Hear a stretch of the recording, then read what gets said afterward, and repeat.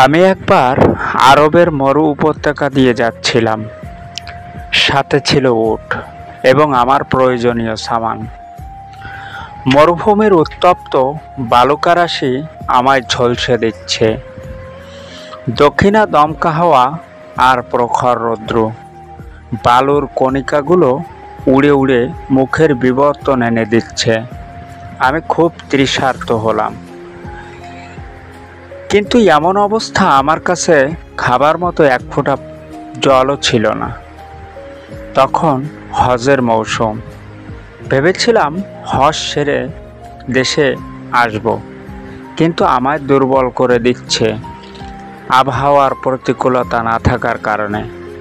তৃষ্ণায় শুধু এদিক সেদিক তাকাতে থাকলাম। কোথায় পানি পাওয়া যায়, কিন্তু হৃদয়ের আকুল আবেদন নামঞ্জুর হলো প্রকৃতির মালিকের কাছে। আমি সওয়ার হয়ে চলতে থাকলাম। দূর প্রান্তে দৃষ্টি দিলে মনে হয় যেন পানি, কিন্তু আসলে তা পানি নয়। সূর্যের কিরণ পানির প্রতিচ্ছবি হয়ে বসে পড়েছে দূর সাহারায়। আমি দেখছি দূরে পানি, আসলে পানি নয়, সেটা সূর্যের কিরণ। চলতে চলতে দেখতে পেলাম একটি কুঁড়ে ঘরের ছাউনি। আমার তৃষার্ত হৃদয়ে ব্যাকুলতার দ্বার উপেক্ষা করে জোগালো আশার দীপ্ত আলো। আমি তাড়াহুড়া করে পদার্পণ করলাম সেই কুঁড়ে ঘরের দিকে। কুঁড়ে ঘরের সামনে আমি উষ্ট্র থেকে নিচে নামলাম এবং ডাক দেব কাউকে, কিন্তু কাউকে দেখা যাচ্ছিল না। তাই আমি একটু উকিঝুঁকি দিচ্ছিলাম বাড়ির ভিতর। আমার উকিঝুঁকি কেউ দেখছিল বাড়ির ভিতর থেকে। কেউ বৃদ্ধ কণ্ঠে আওয়াজ দিল, নির্মম নিঃসঙ্গতা আমায় করেছে একা, তাই আমি সবার অগোচরে দেই না দেখা। হে আগন্তুক, এসেছ হৃদয়ের আঙিনায়, বাড়ি মেলাবো কোথায় তাই হয়েছি ঠেকা। আমি ভাবলাম যে আমি তৃষার্ত, সে বুঝলো কিভাবে? আমার তাকে দেখার কৌতূহল বেড়ে গেল।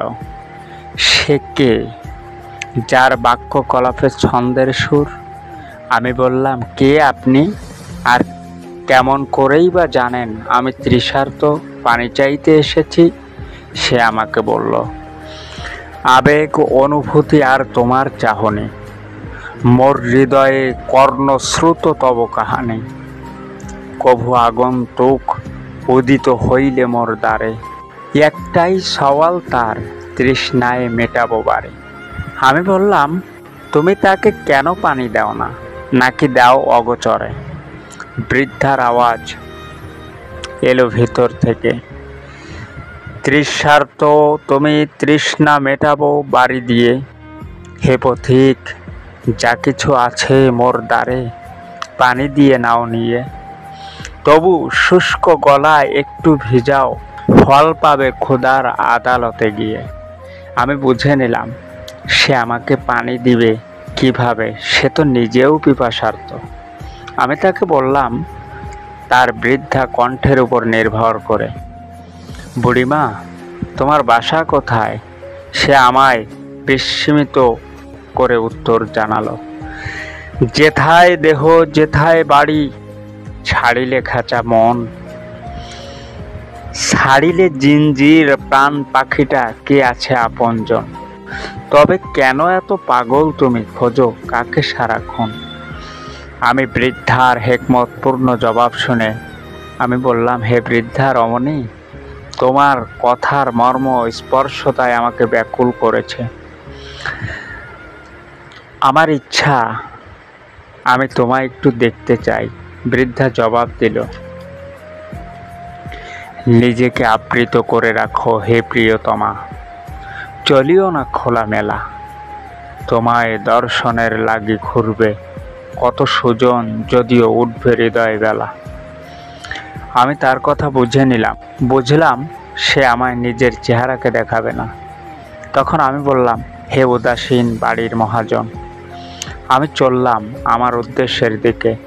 মহিলা আমায় বলল, যাও যাও দুরন্ত পথিক, ফেরো যদি কভু আর। বাড়ি নিয়ে এসো মোর অপেক্ষিত আমি তার। হৃদয়ের যদি ভাঙন আসে করিও ক্ষমা, হাঁটতে পারছি না তৃষার্ত তাই করিও ক্ষমা আমার। আমি আমার অষ্টকে নিয়ে চলতে থাকলাম এবং ভাবতে থাকলাম যে এমন নারী এখনো আছে যার প্রতিটি কথায় ছন্দ বেরিয়ে আসে। আমি আক্ষেপের হস্ত মাথায় মেরে বললাম, যদি আমিও এমন হতে পারতাম।